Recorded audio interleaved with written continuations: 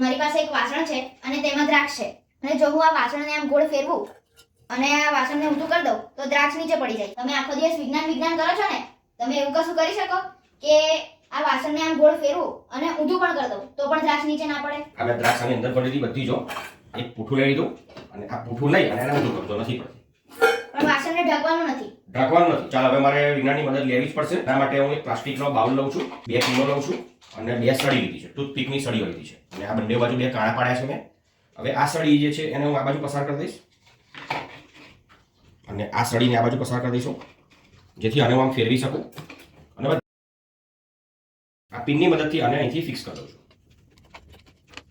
હવે આને હું ફેરવીશ, દ્રાક્ષ જે છે નીચે પડવાની નથી.